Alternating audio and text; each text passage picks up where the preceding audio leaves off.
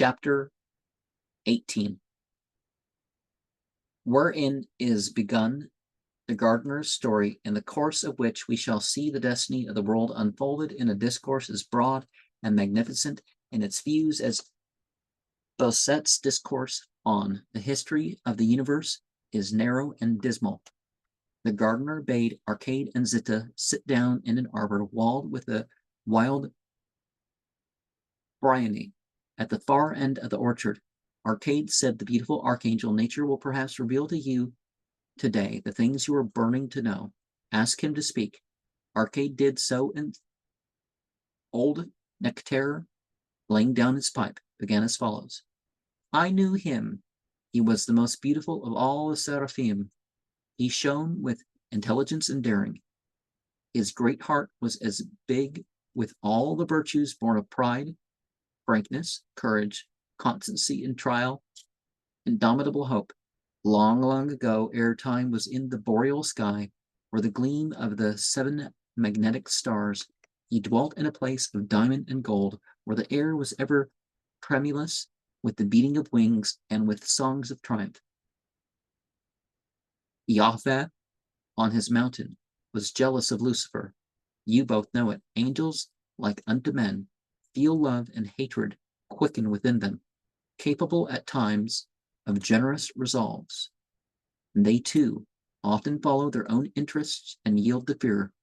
Then, as now, they showed themselves, for the most part, incapable of lofty thoughts, and in the fear of the Lord lay their sole virtue. Lucifer, who held the vile things in proud disdain, despised this rabble of commonplace spirits, for ever wallowing in a life of feasts and pleasure.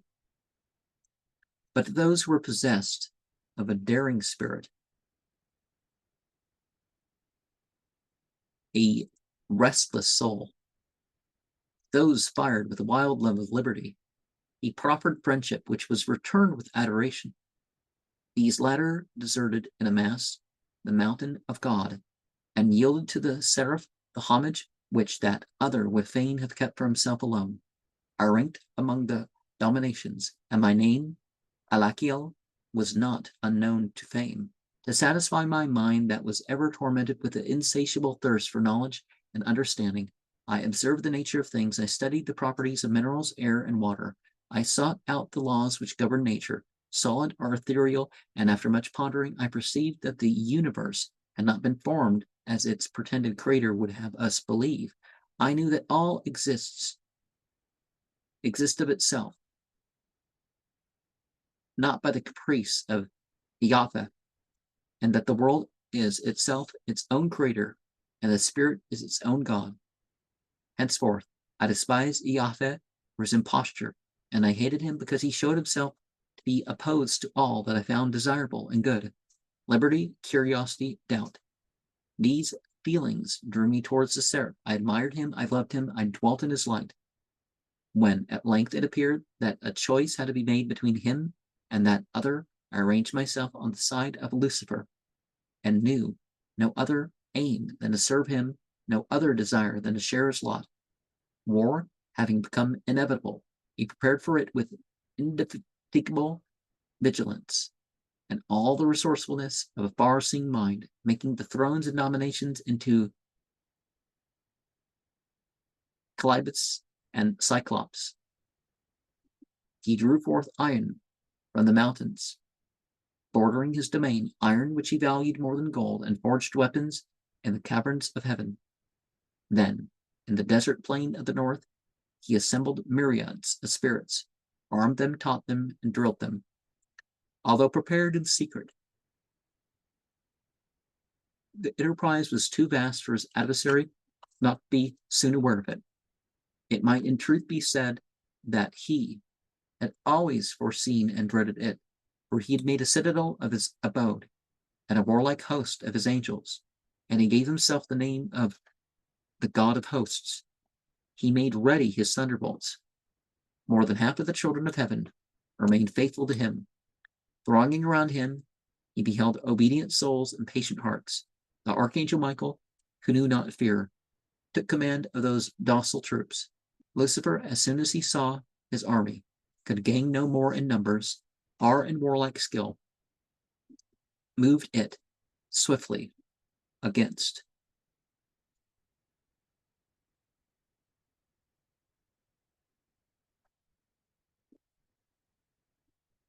the foe, and promising his angels riches and glory, marched at their head towards the mountain upon whose summit stands the throne of the universe.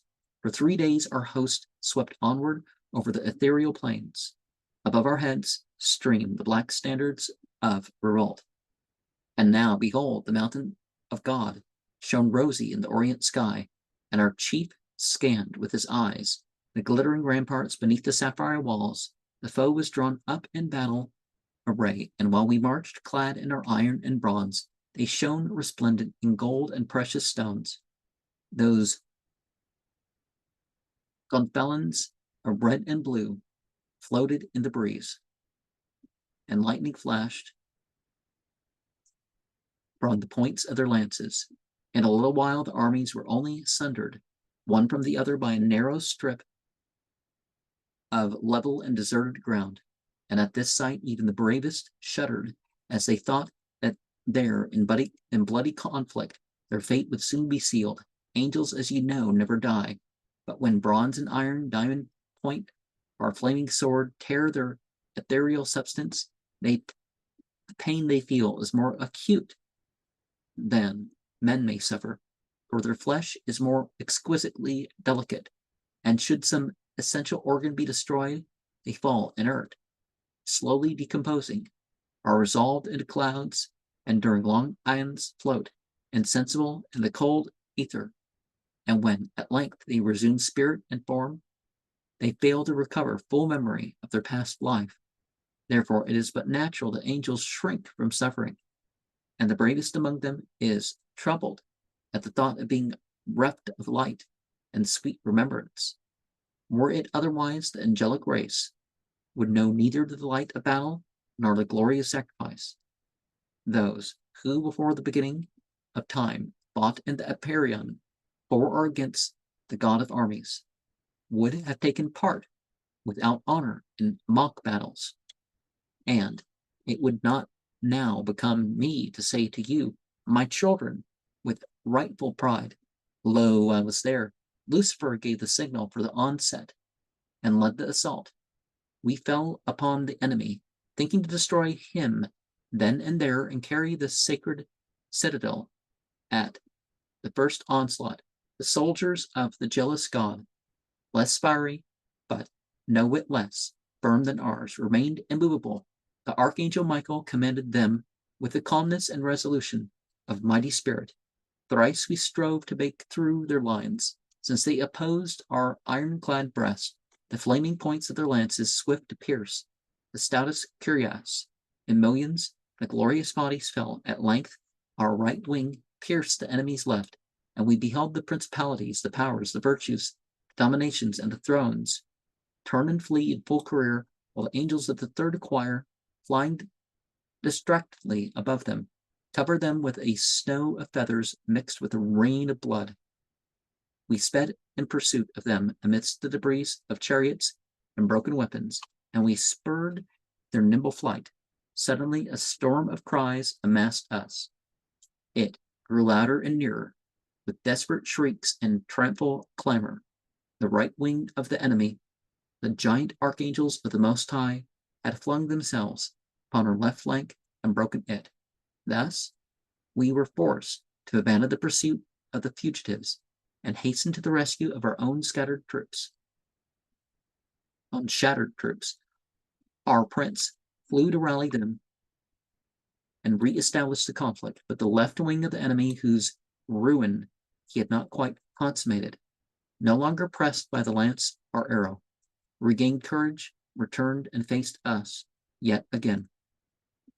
Night fell upon the dubious field, while under the shelter of darkness, in the still silent air, stirred ever by anon by the moans of the wounded, his forces were resting from the toils.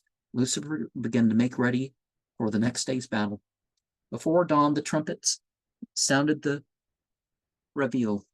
Our warriors surprised the enemy at the hour of prayer, put them to rout, and long and fierce was the carnage that ensued. When all had either fallen or fled, the archangel Michael, none with him save a few companions with 4 wings of flame, still resisted the onslaughts of a countless host. They fell back, ceaselessly opposing their breasts to us, and Michael still displaying an impassible countenance. The sun had run a third of its course when we commenced to scale the mountain of God. An arduous ascent it was. Sweat ran from our brows. A dazzling light blinded us. Weighed down with steel, our feathery wings could not sustain us, but hope gave us wings that bore us up. The beautiful seraph, pointing with glittering hand, mounting ever higher and higher, showed us the way. All day long we slowly clomb the lofty heights, which at evening were robed in azure, rose, and violet. The starry host, appearing in the sky, seemed as the reflection of our own arms. Infinite silence reigned above us. We went on, intoxicated with hope. All at once, from the darkened sky, lightning darted forth. The thunder muttered, and from the cloudy mountain top fell fire from heaven. Our helmets, our breastplates were running with flames, and our bucklers broke under our bolts, sped by invisible hands. Lucifer, in the storm of fire, retained his haughty mind. In vain the lightning smote him. Mightier than ever stood erect, and still defied the foe. At length the thunder, making the mountain totter, flung us down pell-mell, huge fragments of sapphire and ruby crushing down with us as we fell.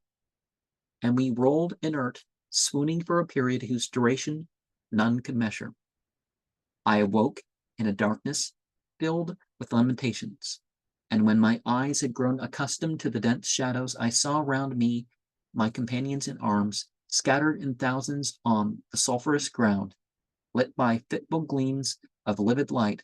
My eyes perceived but fields of lava, smoking craters and poisonous swamps, mountains of ice and shadowy seas shut in the horizon. A brazen sky hung heavy on our brows, and the horror of the place was such that we wept as we sat, crouched elbow on knee, our cheeks resting on our clenched hands. But soon, raising my eyes, I beheld the seraph standing before me like a tower. Over his pristine splendor, sorrow had cast its mantle of somber majesty. "Comrades," said he, "we must be happy and rejoice, for behold, we are delivered from celestial servitude. Here we are free, and it were better to be free in hell than serve in heaven. We are not conquered since. The will to conquer is still ours. We have caused the throne of the jealous God to totter. By our hands it shall fall. Arise, therefore, and be of good heart." Thereupon, at his command, we piled mountain upon mountain, and on the topmost peak we reared engines which flung molten rocks against the divine habitations. The celestial host was taken unaware, and from the abodes of glory there issued groans and cries of terror. And even then we thought to re-enter in triumph on our high estate, but the mountain of God was wreathed with lightnings and thunderbolts, falling on our fortress, crushed it to dust. After this fresh disaster, the seraph remained a while in meditation, his head buried in his hands. At length he raised his darkened visage. Now he was Satan, greater than Lucifer. Steadfast and loyal, the angels thronged about him. "Friends," he said, "if victory is denied us now, it is because we are neither worthy nor capable of victory. Let us determine wherein we have failed. Nature shall not be ruled. The scepter of the universe shall not be grasped. Godhead shall not be won, save by knowledge alone. We must conquer the thunder. To that task we must apply ourselves unwearingly. It is not blind courage. No one this day has shown more courage than have you, which will win us the courts of heaven, but rather study and reflect. In these silent realms where we are fallen, let us meditate, seeking the hidden causes of things. Let us observe the course of nature. Let us pursue her with compelling ardor and all-conquering desire. Let us strive to penetrate her infinite grandeur, her infinite minuteness. Let us seek to know when she is barren and when she brings forth fruit, how she makes cold and heat, joy and sorrow, life and death, how she assembles and disperses her elements, how she produces both the light air we breathe and the rocks of diamond and sapphire, whence we've been precipitated, the divine fire wherewith we have been scarred, and the soaring thought which stirs our minds, torn with dire wounds, scorched by flame and by ice. Let us render thanks to fate, which has sedulously opened our eyes, and let us rejoice at our lot. It is through pain, that suffering a first experience of nature, that we have been roused to know her and to subdue her. When she obeys us, we shall be as gods. But even though she hide her mysteries forever from us, deny us arms, and keep the secret of the thunder, we still must needs congratulate ourselves on having known pain, for pain has revealed to us new feelings, more precious and more sweet than those experienced in eternal bliss, and inspired us with love and pity unknown to heaven. These words of the seraph changed our hearts and opened up fresh hope to us. Our hearts were filled with a great longing for knowledge and love. Meanwhile, the earth was coming into being. Its immense and nebulous orb took on, hourly, more shape and more certainty of outline. The waters which fed the seaweed, the madrepores and shellfish, and bore the light flotilla of the Nautilus upon their bosom, no longer covered in its entirety, they began to sink into beds, and already continents appeared, where on the warm slime amphibious monsters crawled. Then the mountains were overspread with forest, and diverse races of animals commenced to feed on the grass, the moss, the berries on the trees, and on the acorns, and there took possession of cavernous shelters under the rocks, a being who was cunning to wound with the sharpened stone the savage beasts, and by his ruses to overcome the ancient denizens of the forest, plain, and mountain. Man entered painfully on his kingdom. He was now defenseless and naked. His scanty hair afforded him but little protection from the cold. His hands ended in nails too frail to do battle with the claws of wild beasts, but the position of his thumb, in opposition to the rest of his fingers, allowed him easily to grasp the most diverse objects, and endowed him with skill and faultless strength. Without differing essentially from the rest of the animals, he was more capable than any of the others, observing and comparing as he drew from his throat various sounds that occurred to him to designate by a particular inflection of the voice whatever impinged upon his mind. And by this sequence of different sounds he was enabled to fix and communicate his ideas. His miserable lot and his painstaking spirit aroused the sympathy of the vanquished angels, who discerned in him an audacity equaling their own, and the germ of the pride that was at once their glory and their bane. They came in large numbers to be near him, to dwell on this young earth, whether their wings wafted them in effortless flight, and they took pleasure in sharpening his talents and fostering his genius. They taught him to clothe himself in the skins of wild beasts, to roll stones before the mouths of caves, and to keep out the tigers and bears. They taught him how to make the flame burst forth by twirling a stick among the dried leaves, and to foster the sacred fire upon the hearth. Inspired by the ingenious spirits, he dared to cross the rivers in the hollowed trunks of cleft trees. He invented the wheel, the grinding mill, and the plow. The share tore up the earth, and the wound brought forth fruit. and the grain offered to him to ground it, divine nourishment. He molded vessels in clay, and out of the flint he fashioned various tools. In fine, taking up our abode among mankind, we consoled them and taught them. We were not always visible to them, but of an evening at the turn of the road, we would appear to them under forms often strange and weird, at times dignified and charming.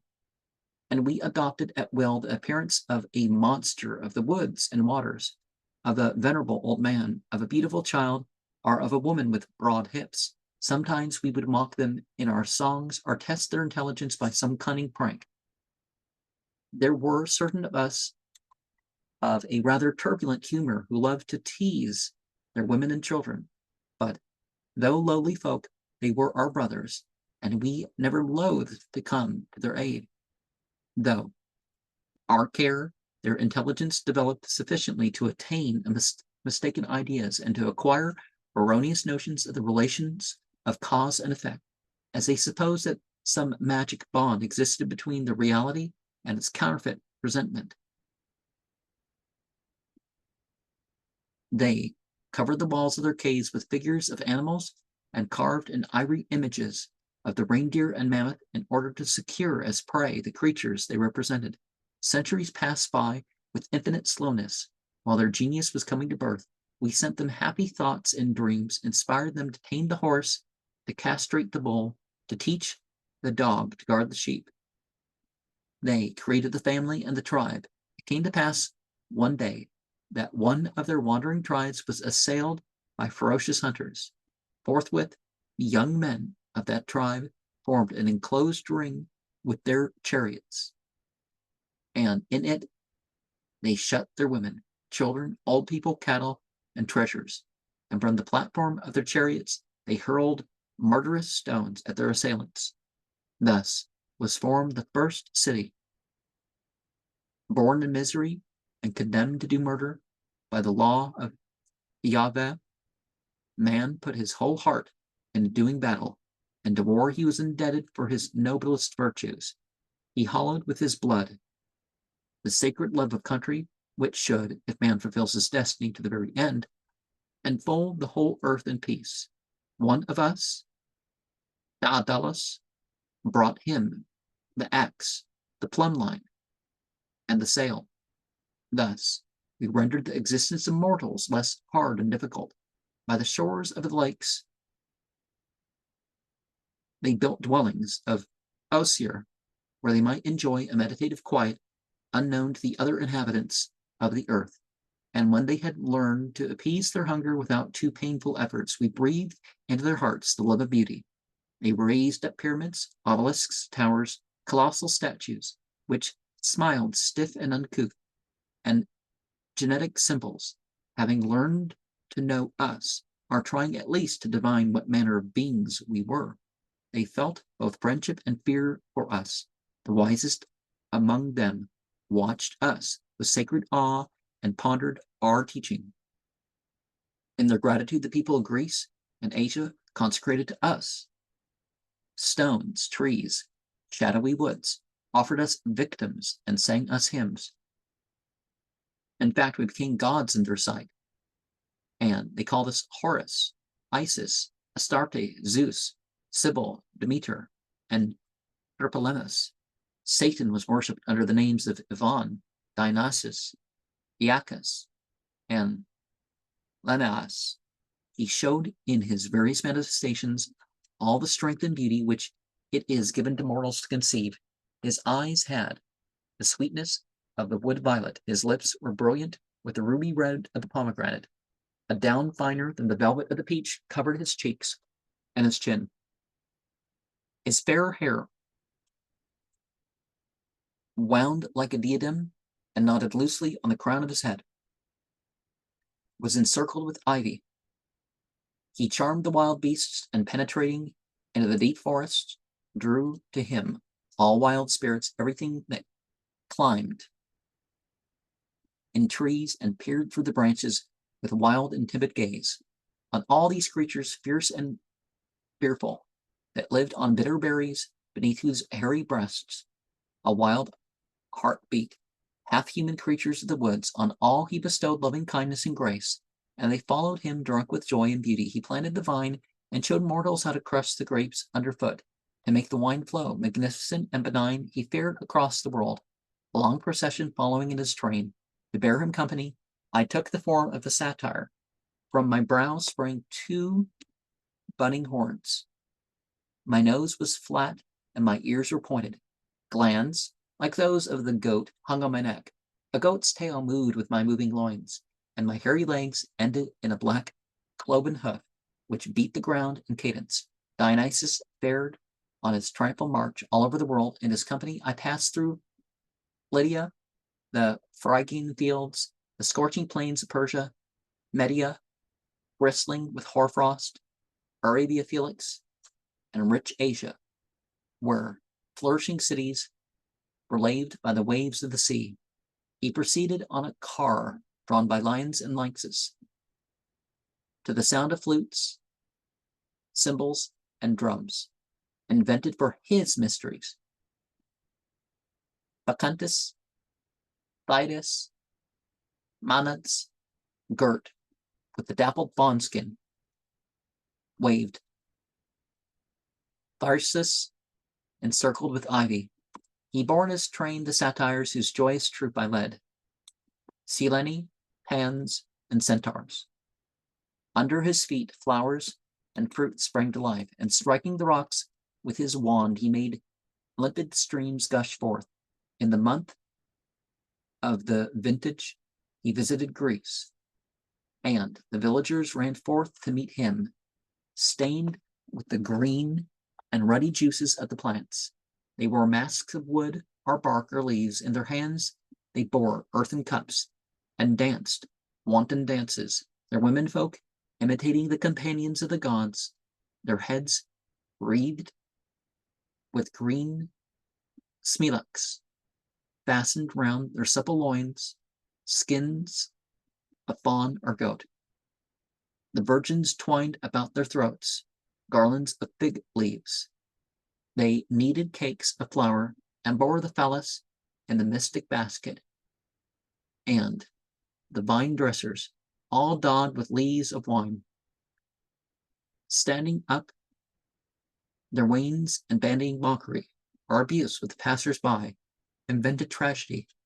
Truly it was not in dreaming beside the fountain, but by dint of strenuous toil, that Dionysus taught them to grow plants and to make them bring forth succulent fruits.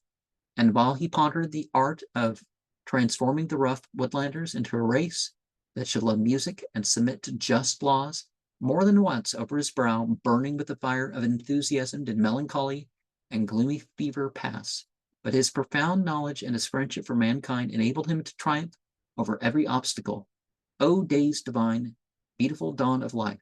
We led the bacchanals on the leafy summits of the mountains and on the yellow shores of the seas. The naiads and the oreads mingled with us at our play. Aphrodite at our coming rose from the foam of the sea to smile upon us. Now, Lucifer is an enemy. That term started with church insults. Oh yeah, you're the Lucifer. Just like if you translate Isaiah 14, 12 to 14 and say that's Lucifer, well, it's not really necessarily saying, it's sort of sarcastic, isn't it? And Jesus is called Lucifer and 3 times in the Bible, and Daniel is called Lucifer. But anyways, we have in this these fire beings, as I will say, they were different than the light beings. Both are called angel in English, but it's clear they are different beings. And just as we saw previous with the, there's this becoming. Now you don't have the talismans and all this stuff. You become the talisman. You become the principles of the rituals you're enacting. You don't rely on it like it's your God.